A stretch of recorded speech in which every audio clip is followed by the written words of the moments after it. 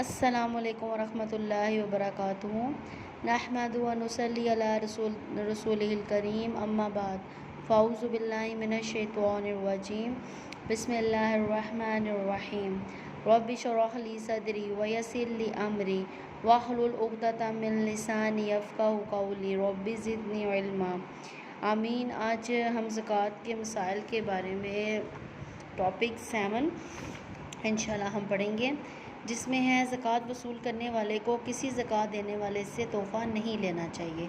इसके बारे में मुस्लिम की हदीस है। हज़रत अबू हमीद सादी रज़ी अल्लाह अन्हु कहते हैं, रसूलुल्लाह सल्लल्लाहु अलैहि वसल्लम ने बनु असद यानी कबीला के एक शख्स इब्ने अल्तिया नामी को आमिल मुकर्रर फरमाया। हज़रत उमरू अल अतबिया, ठीक है, दूर है ज़रा कैमरा, इब्ने अल्तबिया नामी को आमिल मुकर्रर फरमाया। हज़रत उमर रज़ी अल्लाह अन्हु और हज़रत इब्ने अबू बकर रज़ी अल्लाह अन्हु कहते हैं कि आप सल्लल्लाहु अलैहि वसल्लम ने अपने ज़कात वसूल करने के लिए तहसीलदार मुकर्रर फरमाया था। जब वो शख्स वापस आया तो कहने लगा, ये आप सल्लल्लाहु अलैहि वसल्लम का यानी बैतुल माल का हिस्सा है और ये मेरा हिस्सा है, वो जो बतूर उसे तोहफ़ा दिया गया। ये सुनकर रसूलुल्लाह सल्लल्लाहु अलैहि वसल्लम मिंबर पर तशरीफ़ लाए। अल्लाह ताला की हम्द व सना के पे फरमाया, इस तहसीलदार का मामला कैसा है जिसे मैंने ज़कात वसूल करने के लिए भेजा और वापस आकर कहता है, ये तो आप सल्लल्लाहु अलैहि वसल्लम का माल है और ये मुझे बतूर तोहफ़ा दिया गया है। वो अपने बाप या माँ के घर क्यों ना बैठा रहा, फिर देखता कि उसे तोहफ़ा मिलता है या नहीं। कसम है इस ज़ात की जिसके हाथ में मोहम्मद सल्लल्लाहु अलैहि वसल्लम की जान है, अगर तुम में से जो शख्स इस तरह से कोई माल लेगा यानी तोहफ़ा वगैरह के नाम पे, तो वह क़यामत के दिन अपनी गर्दन पर उठा कर लाएगा। ऊँट होगा तो वो बिलबिलाता होगा, गाय होगी तो वो डकारती होगी, बकरी होगी तो वो मिमियाती होगी।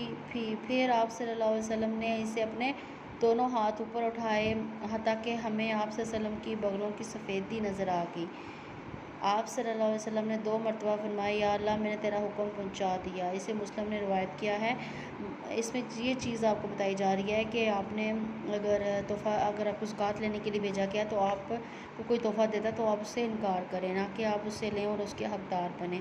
इसे नबी सल्लल्लाहु अलैहि वसल्लम ने मना फरमाया। और आपने हदीस में देखा होगा कि पढ़ा होगा, सुना है आपने हदीस में कि किस तरह उनको मतलब ये चीज़ नहीं अच्छी लगी और मिंबर पर खड़े हो गए और कोई भी बात या जो भी हदीस उन तक नाज़िल होती थी वो अपनी मर्ज़ी से उनकी तरफ नहीं होती थी, वो अल्लाह ताला की तरफ से अता की होती थी, तो तब वो पैगाम हम तक पहुंचाते थे। ठीक है, कुछ लोग समझते हैं अपनी मंशा से, नहीं, ऐसा कोई भी नहीं। उनको अथॉरिटी दी गई थी कि वो अपनी मर्ज़ी से करें, जो कुछ भी वो करते थे अल्लाह ताला के हुक्म से करते थे, तो उस चीज़ को हमें मानना चाहिए।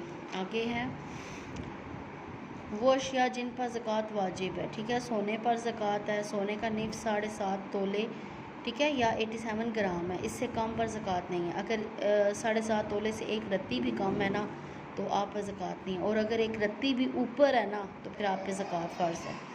ठीक है, अब इसमें क्या हदीस है, इब्ने माजा की हदीस है कि हज़रत इब्ने उमर रज़ी अल्लाह अन्हु और हज़रत आयशा रज़ी अल्लाह अन्हु दोनों से रवायत है कि नबी सल्लल्लाहु अलैहि वसल्लम हर 20 दिनार या इससे ज़्यादा पर निफ्स दिनार यानी 40 हिस्सा ज़कात लेते थे, और हर 40 दिनार से 1 दिनार यानी 40वां हिस्सा। इसे इब्ने माजा ने रवायत किया।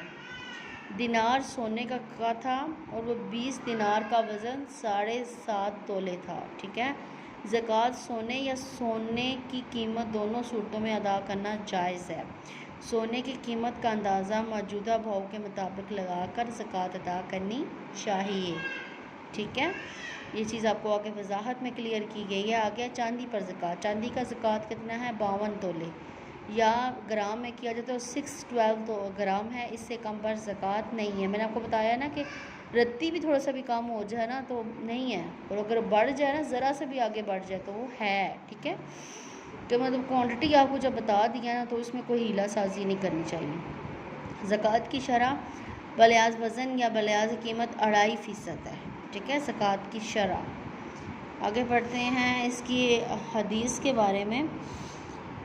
बुखारी की हदीस है, हज़रत अबू सईद खुदरी रज़ी अल्लाह अन्हो कहते हैं, कि रसूल अकरम सल्लल्लाहु अलैहि वसल्लम ने फरमाया 5 वस्क, ठीक है, से कम खजूरों पर ज़कात नहीं है, और 5 उकिया से कम चांदी पर ज़कात नहीं है, ठीक है, और 5 ऊँट से कम में ज़कात नहीं है। यह आपको ज़कात का बताया जा रहा है कि 5 कोया का वज़न मौजूदा हिसाब से 52 तोले 52.5 तोले है, ठीक है, 52.5 तोले। इसमें बताया जा रहा है कि 5 ऊँट से भी कम हो तो उस पर भी ज़कात नहीं है, और 5 वस्क से कम खजूरें हो तो उस पर भी नहीं है, और 5 52.5 तोले से भी कम हो तो उस पर नहीं है। आगे हदीस है इब्ने माजा की। हज़रत अली रज़ी अल्लाह अन्हु कहते हैं कि नबी अकरम सल्लल्लाहु अलैहि वसल्लम ने फरमाया, मैंने घोड़ों और ग़ुलामों की ज़कात से तुम्हें माफ़ रखा है, घोड़ों और ग़ुलामों की, ठीक है, लेकिन चांदी से 40वां हिस्सा अदा करो, यानी हर 40 दिरहम से 1 दिरहम। इसे इब्ने माजा, दिरहम चांदी का होता है। ओके,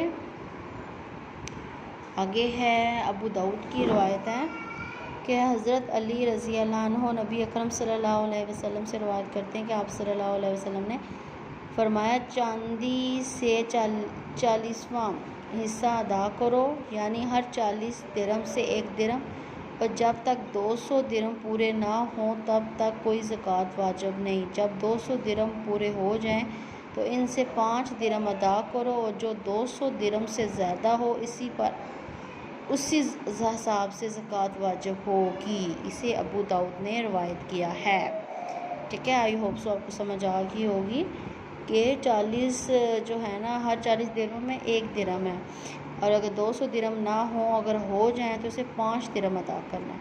आगे है निसाब से कम सोना और निसाब से कम चांदी को मिलाकर ज़कात अदा करना सुन्नत से साबित नहीं।